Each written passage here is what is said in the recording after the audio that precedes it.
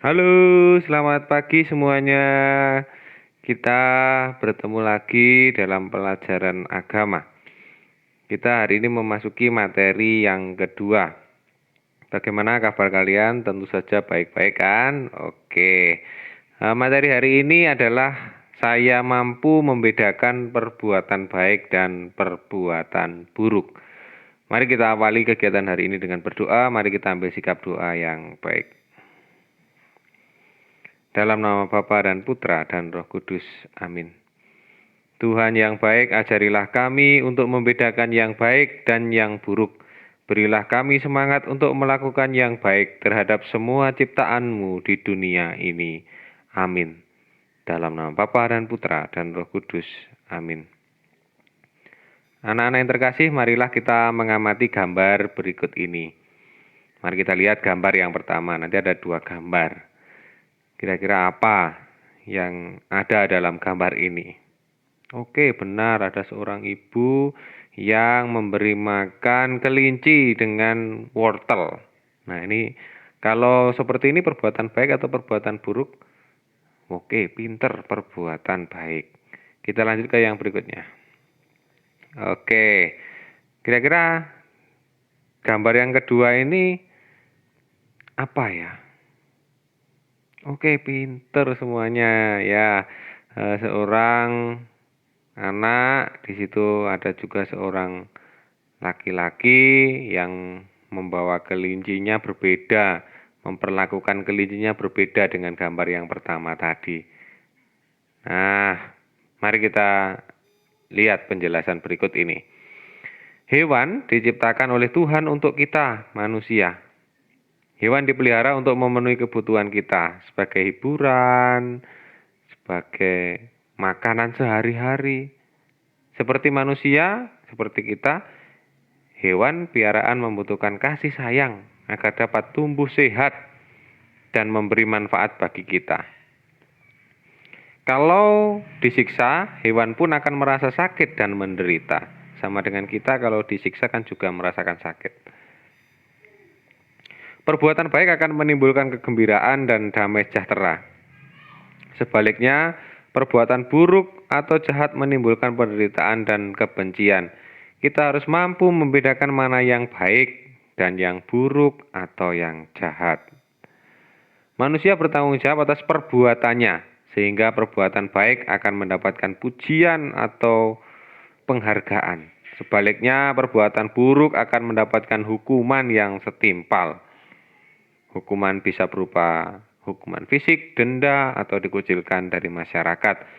Karena itu berusahalah untuk selalu memilih melakukan yang baik. Anak-anak, mari kita amati gambar berikut ini. Kira-kira siapa yang berdiri itu dan apa yang dikatakannya? Untuk menjawab itu, mari kita lihat atau kita dengarkan bersama-sama sabda Tuhan hari ini. Nasihat untuk hidup dalam kasih.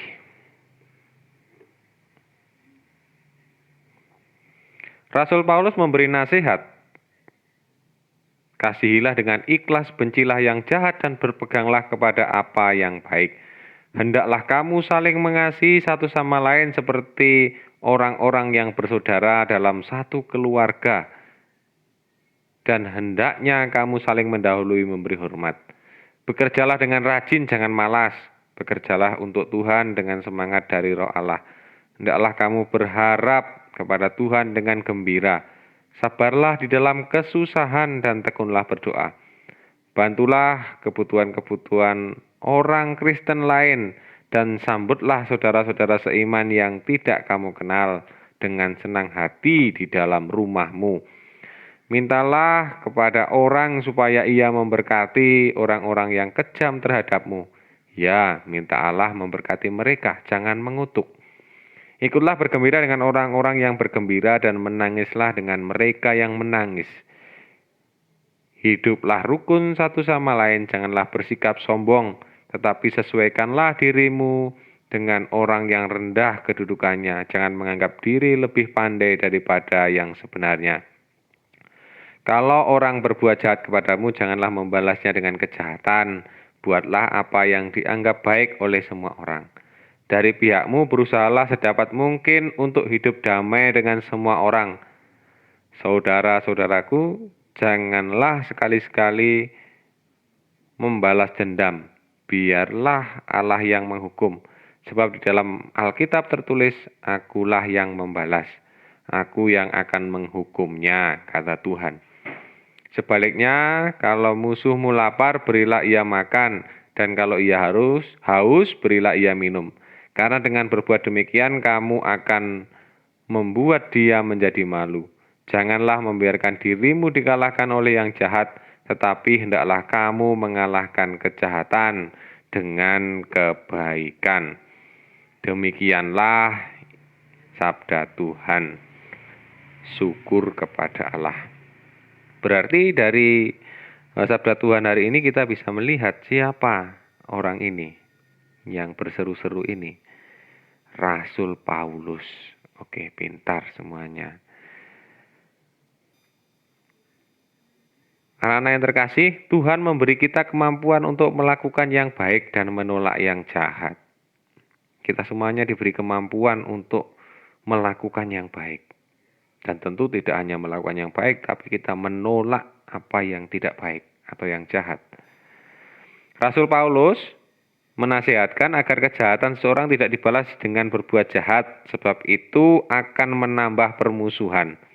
Karena itu, kalahkanlah setiap kejahatan dengan perbuatan baikmu. Jadi ketika ada teman-teman kita, teman-teman dari anak-anak semuanya nanti berbuat jahat kepada anak-anak, janganlah anak-anak membalasnya. Itu pesan Rasul Paulus hari ini. Jangan membalas dengan perbuatan yang tidak baik, tapi balaslah dengan perbuatan yang baik. Baik, demikian pembelajaran agama hari ini. Semoga bermanfaat, tetap semangat, anak-anak jaga kesehatan, tetap patuhi protokol kesehatan. Dan anak-anak yang terkasih, jangan lupa urutan di dalam mengisi classroom. Yang pertama adalah presensi, yang kedua adalah melihat video ini secara lengkap, tidak dipotong-potong. Yang ketiga adalah mengerjakan tugas. Dan jangan lupa ketika mengerjakan tugas, selesai langsung diserahkan kepada gurunya. Klik tandai sebagai selesai atau klik serahkan. Baik, terima kasih banyak. Pembelajaran hari ini sudah selesai. Selamat pagi, Tuhan Yesus memberkati.